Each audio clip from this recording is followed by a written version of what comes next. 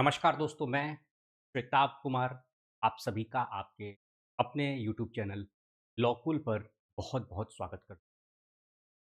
साथियों, आपने इस बात को कहा कि भले ही 100 गुनहगार छूट जाएँ, बच जाएँ, लेकिन एक भी बेकसूर सज़ा नहीं।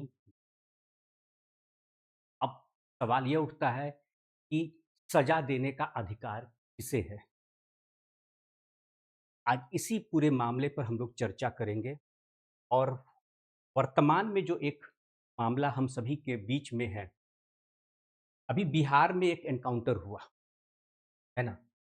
बिहार में एनकाउंटर हुआ भरत तिवारी, भरत तिवारी, एनकाउंटर होता है इनका, ठीक है? बिहार पुलिस के द्वारा क्या होता है इनका? एनकाउंटर होता है।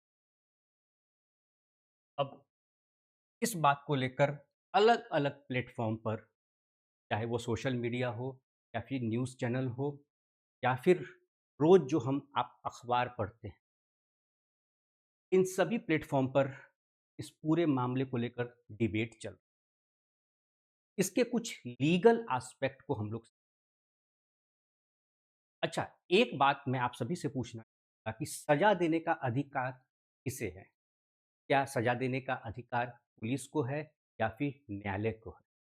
और न्यायालय की एक कार्रवाई होती है, उसके बाद ही किसी को सज़ा। इसलिए मैंने शुरुआत में ही कहा कि जो हमारे यहाँ सिद्धांत है ना, वो सिद्धांत यह कहता है कि भले ही 100 गुनहगार बरी हो जाएँ, बच जाएँ, लेकिन एक भी बेकसूर का नहीं होना है। तो देखिए, जो लीगल एस्पेक्ट है पहले उससे हम लोग समझ, उसमें सबसे पहले हम लोग देखेंगे जो आपका कॉन्स्टिट्यूशनल एंड लीगल फ्रेमवर्क है, जो कि आपका आर्टिकल 21 के तहत है, right to life and personal liberty. इसे हम लोग समझेंगे। देन आफ्टर भारतीय न्याय संहिता के चैप्टर 3 में हम लोग समझेंगे राइट ऑफ प्राइवेट डिफेंस को लेकर क्या प्रावधान दिया गया है, सेक्शन 34 से लेकर section 44 of BNS. Then after हम लोग समझेंगे सेक्शन 100 एंड 101 ऑफ बीएनएस, जो कि आपका कल्पेबल होमिसाइड और मर्डर की बात करता है। Then after section 38 of BNS, उसके बाद जो की प्रिंसिपल्स हैं, की एस्पेक्ट है, लीगल एस्पेक्ट है उस, देखिए अगर मैं बात करूं legal validity of encounter killings under Indian criminal jurisprudence, सबसे पहले एनकाउंटर किलिंग्स को लेकर हम लोग समझ, इंट्रोडक्टरी पार्ट क्या कहता है। Deaths of alleged criminals during police operations have been a debatable issue in India, while often portrayed as necessary to combat crime or terrorism. Such killings raise serious question about extra judicial execution. Extra judicial execution का मतलब क्या हुआ कि यह जो encounter होता है, इसमें जब किसी अपराधी के ऊपर आप हथियार का या बल का प्रयोग करते हैं, जिसमें कि उसकी मृत्यु भी होती है, तो वह जो एक्शन होता है वो एक्स्ट्रा जुडिशियल एक्शन होता है। क्यों? क्योंकि वह पुलिस के द्वारा की गई कार्रवाई होती है, न कि कोर्ट की प्रोसीडिंग के बाद उसे वह सजा दिया जाता है ना? क्योंकि मामला भी न्यायालय में गया ही नहीं है। वह तो जो पुलिस ऑफिशियल्स के द्वारा जो ऑपरेशन किया जाता है, ऑपरेशन यानी गिरफ्तारी, है ना? किसी अभियुक्त की गिरफ्तारी के लिए जब पुलिस ऑफिशियल्स जाते हैं और उन्हें लगता है कि उन्हें हथियार का या फिर किसी बल का प्रयोग करना पड़ेगा, वैसी स्थिति में एनकाउंटर होता है, ठीक है? तो यहाँ पर एक्स्ट्रा जुडिशियल एग्जीक्यूशन की बात आ गई। Rule of law and constitutional rights, Indian criminal jurisprudence does not expressly authorize encounters, ये सबसे इंपॉर्टेंट पॉइंट है। And their legality depends on the chances under which they occur. आज उसी परिस्थिति को हम लोग समझेंगे। हालांकि यह पूरे पब्लिक डोमेन में है कि जब भरत तिवारी को पुलिस गिरफ्तारी करने के लिए उनके आती है के पास, तो उस वक़्त क्या होता है कि भरत तिवारी के द्वारा वह पूरा जो सिचुएशन था उसको रिकॉर्ड किया जाता है और फेसबुक लाइव भी किया जाता है। ठीक है ना? तो उस वक़्त क्या होता है कि चूँकि पूरा वीडियो है, वो फ़ेसबुक लाइव है या रिकॉर्डिंग है मुझे ये नहीं पता है, लेकिन उसका पूरा वीडियो है। अलग-अलग प्लेटफ़ॉर्म पर है, अब तो न्यूज़ चैनल पर भी आप देख चुके होंगे। तो बाकायदा उसमें दिखाता है कि जो उसके पास हथियार है, वह बोलते हुए कहता है कि लीजिए मैं अपना हथियार यहाँ पर सरेंडर कर रहा हूँ। हथियार ऐसे करके वो फेंकता है अपना, है ना? तो वो निहत्था है। दूसरी बात कि उसे मानसिक रूप से थोड़ा डिस्टर्ब बताया जाता है कि उसके साथ कुछ जो उसकी मानसिक अवस्था है, वह उतनी सही नहीं है, ठीक है? तो मेंटली वह क्या था, वह उतना स्वस्थ नहीं था मानसिक रूप से।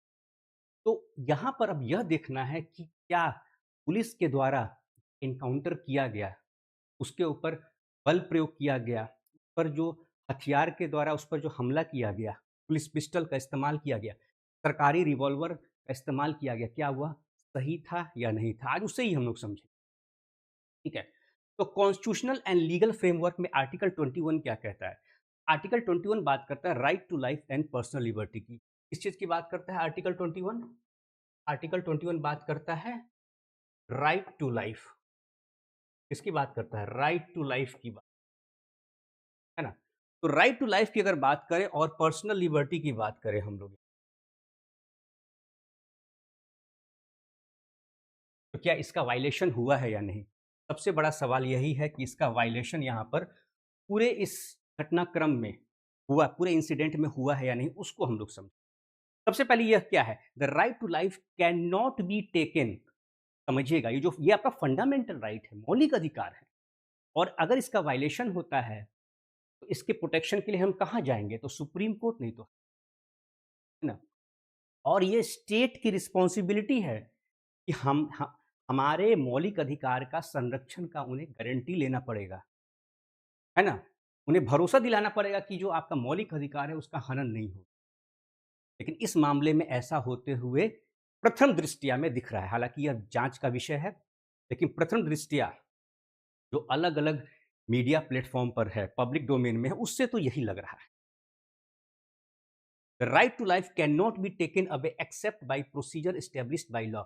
An encounter killing is legal only when, ध्यान से सुनिएगा, an encounter killing is legally only if it falls within the framework of lawful self defense or a lawful act of public duty. अब सेल्फ डिफेंस का अधिकार यहां police को था या नहीं? जब सामने वाले व्यक्ति ने, भरत तिवारी ने, जब जो हथियार उसके हाथ में था, ठीक है, उसके द्वारा किया गया एक्ट को हम लोग जस्टिफाई नहीं करते हैं, लेकिन हमारे देश के कानून में और संविधान में जो व्यक्ति अपराधी भी है, उसके भी कानून के अधिकार की बात कही। दूसरी बात है, फैसला देने का अधिकार, निर्णय लेने का अधिकार, सजा देने का अधिकार न्यायालय का है। फिर भी अगर पुलिस के सेल्फ डिफेंस की बात करें, अगर मान लिया जाए कि पुलिस ने यह एक्ट सेल्फ डिफेंस में किया है, तो यहाँ पर साफ-साफ दिख रहा है, भरत तिवारी के पास जो हथियार था, जो पिस्टल उसके हाथ में था, उसने वह क्या किया, पुलिस की तरफ वो ऐसे फेंक कर बढ़ा दिया, और वो पूरा वीडियो रिकॉर्डिंग है, पूरा वीडियो में आ रहा है, आप उसको देख सकते हैं। और ऐसा करते हुए भरत तिवारी के द्वारा अपना पक्ष भी रखा जा रहा है ना? उसके बाद अगर बात करें हम लोग प्राइवेट डिफेंस की, तो उसको भी देख लेते हैं। भारतीय न्याय संहिता 2023, जो इंडियन पिनल कोड को रिप्लेस करके नया कानून आया था, कितना खूबसूरत कानून। भारतीय न्याय संहिता, न्याय की बात करें, इसका सेक्शन 34 से लेकर अगर सेक्शन 44 की बात करें, it provides the right of private defence, self defence to any person including law enforcement agency. Law enforcement agency includes police officials, ठीक है? तो उस दिन जो पुलिस ऑफिशियल्स थे वहां पर, घटनास्थल पर, उनको भी अपना प्राइवेट डिफेंस का अधिकार है, लेकिन कब है? However, the use of force must be proportionate and necessary. लेकिन यहां जो एक्शन पुलिस ऑफिशियल्स के द्वारा लिया गया, जो एनकाउंटर किया गया, वो क्या प्रोपोर्शनेट था या नहीं?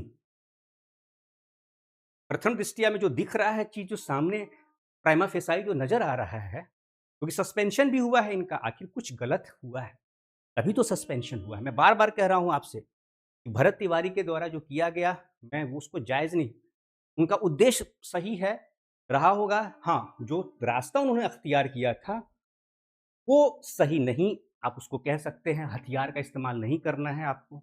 आपको अपनी बात विधि सम्मत तरीके से रखनी है, लेकिन फिर भी जो पुलिस ऑफिशियल्स के द्वारा किया गया और कहा गया, उस बात को जस्टिफाई करने के लिए कहा गया कि हमने जो यह उसके ऊपर जो हमला किया, जो एनकाउंटर किया, वो अपने प्राइवेट डिफेंस में किया। लेकिन कहाँ किया? प्राइवेट डिफेंस कहता है, however the use of force must be proportionate and necessary. तो जब वो निहत्था था, उसके पास हथियार था ही नहीं, तो फिर आपने किस परिस्थिति में उसका एनकाउंटर किया? अब यह मेडिकल रिपोर्ट आने के बाद भी पता चलेगा, कुल कितनी गोली लगी थी या कितनी गोलियाँ लगी थी, है ना? गलत तो हुआ है उनके द्वारा, ऑफिशियल्स के द्वारा, पुलिस वालों के द्वारा, तभी उनका सस्पेंशन हुआ है।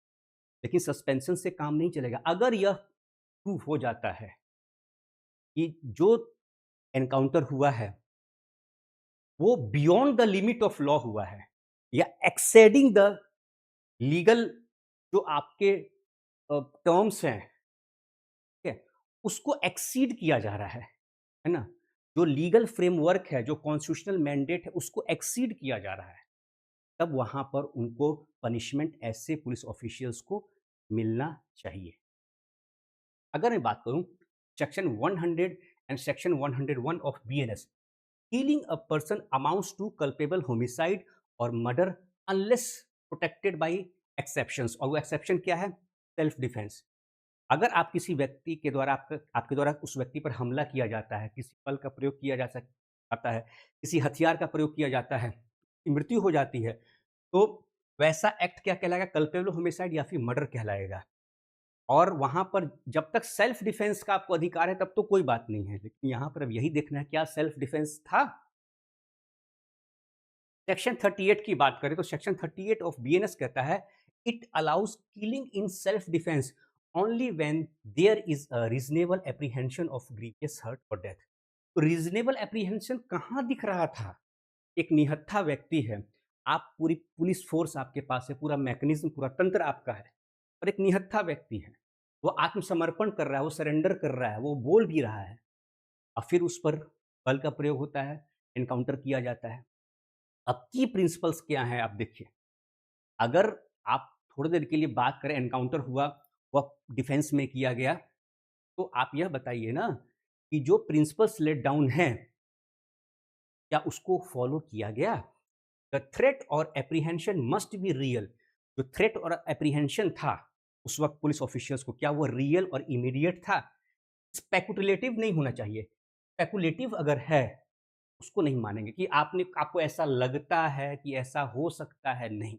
वो रियल होना चाहिए एप्रीहेंशन, और इमीडिएट एप्रीहेंशन होना चाहिए। सामने वाला तो कह रहा है कि हम सरेंडर कर रहे हैं आपको, वो अपना हथियार भी आपको फेंक के दे रहा है। फिर कहाँ से आपको ये थ्रेट और एप्रीहेंशन मिला? रिएक्शन क्यों हुआ? दूसरा बात, the right is preventive, meaning it can be exercised before an actual injury is inflicted as long as the danger is imminent. कहाँ था डेंजर? आपको कहाँ से खतरा ऐसा महसूस हुआ कि आपने उसका it is subject to the general restriction of self-defense, meaning the force used should be proportionate to the threat. आपको उतना ही फोर्स का इस्तेमाल करना है, बल का इस्तेमाल करना है, जितना कि आपको थ्रेटनिंग है। वहां तो थ्रेटनिंग की कोई बात ही नहीं थी। सामने वाला सरेंडर कर रहा है, अपना हथियार आपको फेंक के ऐसे दे रहा है, उसका हाथ निहत्था है, तब थ्रेट कहां से हुआ? And no more harm should be inflicted then is necessary. No harm तो छोड़िए, आपने तो एनकाउंटर ही कर दिया, आपने तो एनकाउंटर ही कर दिया यहां पर। अब बताइए, अब अगर बात करते हैं यहां पर भारतीय नागरिक सुरक्षा संहिता की, कानून देखिए कितना खूबसूरत है। यह बात करता है भारतीय नागरिक सुरक्षा संहिता की। तो क्या भरत तिवारी देश का नागरिक नहीं था? ठीक है, मैं अभी भी कह रहा हूं, इससे पहले मैंने कई बार कहा है, जो तरीका था उसका, उसको हम लोग जस्टिफाई नहीं कर सकते, लेकिन जब अंत में वह सरेंडर कर रहा है, गिरफ्तारी करते हैं, फिर न्यायालय में जो कार्रवाई होती है, लीगल प्रोसीडिंग होती है, न्यायिक प्रक्रिया है, उसके बाद जो उसको सज़ा होना होता, होता। लेकिन आपने ऐसे व्यक्ति के साथ ऐसा एक्ट किया, जिसे आप एनकाउंटर कह रहे हैं। एनकाउंटर कैसे किया आपने? किस परिस्थिति में किया? यह बताना होगा ना आपको। सेक्शन 43 का सबसेक्शन 2 ऑफ बीएनएसएस कहता है, a police officer may use force even causing death to arrest a person accused of an offense punishable with death or life imprisonment, but only when such arrest is resisted. अब यहाँ पर वह तो आत्मसमर्पण कर रहा है, वह किसी प्रकार का बाधा उत्पन्न नहीं कर रहा है। फिर किस तरीके से आपने उस पर ये बल का प्रयोग करते हुए उसका एनकाउंटर किया? ठीक है। अब कुछ सुप्रीम कोर्ट के जजमेंट्स हैं, उनको हम लोग देखते हैं, है ना? जुडिशियल प्रेसिडेंट कहता है, पहला जजमेंट सुप्रीम कोर्ट का, प्रकाश कदम वर्सेस राम प्रसाद विश्वनाथ गुप्ता। इसमें सुप्रीम कोर्ट के द्वारा कहा गया, the supreme court held that fake encounters are nothing but cold blooded murders. Encounter fake था या नहीं था, मैंने बोला ना, अब यह मामला न्यायालय में जाएगा उसके बाद, इसलिए इनके ऊपर एफआईआर होना चाहिए। सबसे पहले इन पुलिस ऑफिशियल्स के ऊपर एफआईआर हो, मामला तब न्यायालय में जाएगा, उसके बाद यह देखने वाली बात होगी, है ना, कि आखिर यह जो कहा जा रहा है एनकाउंटर की बात, ये एनकाउंटर फेक था या एनकाउंटर अगर हुआ तो किस परिस्थिति में हुआ, है ना? सारे साक्ष्य सबको देखने के बाद फैसला न्यायालय के द्वारा लिया जाता है। तो सुप्रीम कोर्ट ने यहाँ पर कहा, the supreme court held that fake encounters are nothing but cold blooded murders and police officers committing them should be prosecuted. अब इन्होंने किया तो है, सस्पेंशन हुआ है, किया तो है, तो इनका इनके ऊपर क्या एफआईआर होना चाहिए, यही तो बात कहा गया। And police officers committing them should be prosecuted and sentence to death in the rarest of rare cases. अब सोच लीजिए, ऐसे पुलिस ऑफिशियल्स के लिए सजाए मौत के लिए भी कहा जा रहा है। ठीक है, वो भले ही रेयरेस्ट ऑफ रेयर केस में ही हो। आखिर सुप्रीम कोर्ट ने अपने फैसले में इस बात को कहा तो। उसके बाद एक और जजमेंट है, people's union for civil liberties, in short PUCL versus state of Maharashtra. इस ऐतिहासिक फैसले में क्या कहा गया सुप्रीम कोर्ट के द्वारा? A landmark judgement where the supreme court laid down 16 guidelines to be followed in case of police encounters, including mandatory registration of FIR। FIR होना चाहिए, सस्पेंशन से नहीं चलेगा। जब प्राइमा फेसाई यह समझ में आ रहा है, उस दिन जितने भी पुलिस ऑफिशियल्स थे उनके द्वारा जो एक्ट किया गया वह क्या था, प्राइमा फेसाई उसको क्या लगा, गलत लग रहा है, वह तभी तो सस्पेंशन हुआ। तो उनके ऊपर एफआईआर सबसे पहले, मैंडेटरी रजिस्ट्रेशन, क्योंकि देखिए सुप्रीम कोर्ट ने कहा है, ये मैं या आप नहीं कह रहे। सुप्रीम कोर्ट ने कहा मैंडेटरी रजिस्ट्रेशन ऑफ एफआईआर, पहली बात पुलिस उनके ऊपर होना चाहिए। फिर इंडिपेंडेंट इन्वेस्टिगेशन बाय सीआईडी और another police station, magisterial inquiry, उसके बाद judicial review and reporting to NHRC, ये सारी चीजें। उसके बाद अगर मैं बात करूं, एक और फैसला है, Om Prakash versus state of Jharkhand. इसमें कहा गया कोर्ट के द्वारा, the court held that there is no blanket immunity for police officers and encounter killings must be thoroughly investigated. Proper investigation होना चाहिए, चूंकि अब इसमें मेन मुद्दा देखिए यही है कि सच्चाई सामने आना चाहिए और किसी के साथ अन्याय नहीं होना चाहिए। फिर मैं कहता हूं जो भी एक्ट किया गया वो उसको हम जस्टिफाई नहीं करते हैं, लेकिन का मतलब यह नहीं है कि किसी व्यक्ति का आप ऐसे ड्यू प्रोसेस ऑफ लॉ को आपको फॉलो करना ही होगा, भले ही आप पुलिस ऑफिशियल ही क्यों ना हो। इसलिए तो संविधान में इस बात को कहा गया कि equality before law and equal protection of, कानून सभी के लिए बना, किसी के साथ भेदभाव नहीं किया जा सकता, हमारा मौलिक अधिकार। ठीक है दोस्तों, आज का हूँ, मिलते हैं अपने नेक्स्ट सेशन में। नमस्कार।